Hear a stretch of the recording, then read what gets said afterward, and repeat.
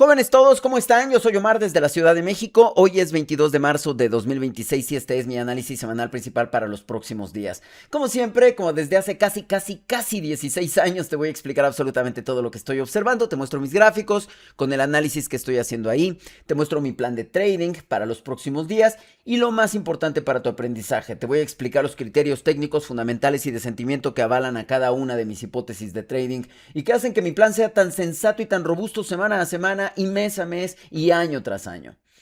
Vamos a comenzar con una síntesis de la cascada de anuncios de política monetaria que tuvimos la semana pasada. Yo no recuerdo una semana similar a esta. Tuvimos 7 anuncios de bancos centrales. Solamente faltó el banco neozelandés. Todos los demás emitieron sus anuncios de política monetaria, sus statements y en algunos casos sus proyecciones. Quiero apuntar un par de aspectos, me parece, notables de estos 7 anuncios. Y también quiero dejar sobre la mesa una consecuencia que tiene muy poquito que ver con los anuncios de política monetaria y que tiene todo que ver con el contexto en el que nos encontramos en este momento. Vayamos en orden. Aspecto notable número 1, lo que pasó con el anuncio del Banco Australiano. Cumplieron con la expectativa, se esperaba que subieran sus tasas 25 puntos base y eso hicieron, dejando su tasa en 4.10%. Hasta ahí, ninguna sorpresa, claro está. La sorpresa llegó con la votación, porque fue una votación inesperadamente reñida. Solamente hubo un voto de diferencia entre quienes votaron a favor del hike y quienes votaron a favor de mantener las tasas en donde estaban. Eso no era esperado. Dadas las circunstancias domésticas en Australia, se esperaba por demás que subieran sus tasas 25 puntos base. Pues en el contexto en el que nos encontramos en este momento a nivel mundial, entonces era sobrada la apuesta de este hike. Y esta votación nos hace pensar que en Australia están considerando cosas que nosotros no estamos considerando. Y lo cierto es que en el statement no hay ninguna revelación al respecto. De hecho, el statement sigue comunicando lo mismo que suponíamos. La inflación sigue siendo su mayor preocupación. Por ejemplo, Bullock nos dijo en la conferencia de prensa que los precios del petróleo no tienen que ver con la decisión para subir sus tasas de interés, como diciendo, en realidad el contexto global importa menos que lo que sabemos que este país necesita en términos de política monetaria. Y entonces la pregunta sigue siendo, ¿por qué 4 pensaron que la mejor idea era mantener las tasas de interés en donde se encontraban antes? Esto, por supuesto, tuvo un efecto en la acción del precio. De la canasta de commodity currencies, queda claro que el dólar australiano era la que estaba liderando el movimiento. Esta semana cambió de manos. Ahora el mercado migró al dólar neozelandés. Entonces queda claro que el mercado está percibiendo que hay algo raro en este anuncio. El mercado de futuros sigue apostando a favor de los hikes del Banco Australiano a lo largo del año. Eso no cambió. Y sin embargo, sí cambió, me parece, el sentimiento hacia el dólar australiano. En un momento más llego al mercado de futuros, ¿de acuerdo?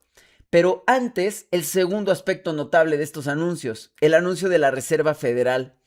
Tal vez recuerdes que desde que empezó el año, el mercado estaba asumiendo que si había un banco central que tenía que cortar tasas de interés, era la Reserva Federal.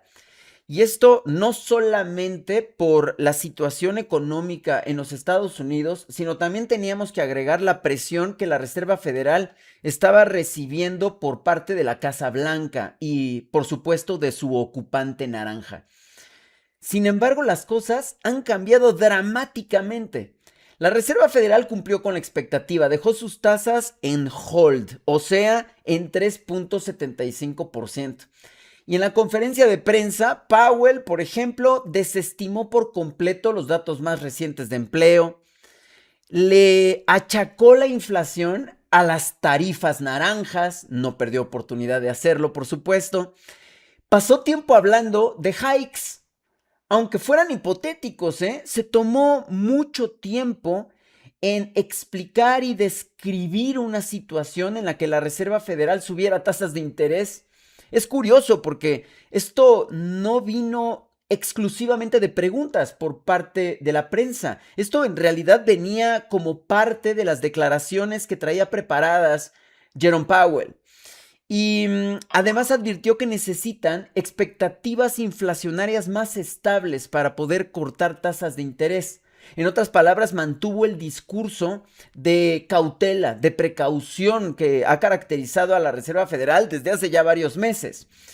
Yo te había advertido desde hace bastante tiempo que esta expectativa del mercado de futuros con respecto a los supuestos cortes de la Reserva Federal estaban hasta cierto punto sobrados, estaban siendo exagerados. Pues bien, por la razón que quieras, en este momento el mercado de futuros ya, pongámoslo entre comillas, recapacitó. Y ahora ya están esperando que la Reserva Federal no haga nada más a lo largo de 2026. Por supuesto, tiene que ver el contexto político global. Pero hablando específicamente de los asuntos domésticos, teníamos razones, aquí sí, de sobra, para suponer que la Reserva Federal no tenía el escenario correcto para cortar tasas de interés de cualquier manera, y mucho menos con el ritmo y con la intensidad con la que el mercado de futuros lo estaba esperando. Pues bien, esto por supuesto que también se empieza a ver en la acción del precio. Y digo se empieza porque obviamente en un contexto en el que estamos esperando que todos los bancos centrales suban tasas de interés, la Reserva Federal sigue saliendo perdiendo. Sigue siendo la perdedora porque la expectativa no es que suban tasas de interés como se espera que el Banco Europeo, que el Banco Inglés, que el Banco Australiano, que el Banco Neozelandés suban tasas de interés. Y ese es el tercer punto, que no tiene que ver con los anuncios de política monetaria, aunque debería de tener que ver. El mercado de futuros ha cambiado por completo el lado de la moneda que estamos viendo. Si hace apenas unas semanas estábamos esperando que algunos bancos centrales cortaran tasas de interés durante este 2026 para normalizar las cosas, debido a la guerra y a lo que esto conlleva, el mercado de futuros ya está apostando por completo del lado hawkish de la moneda.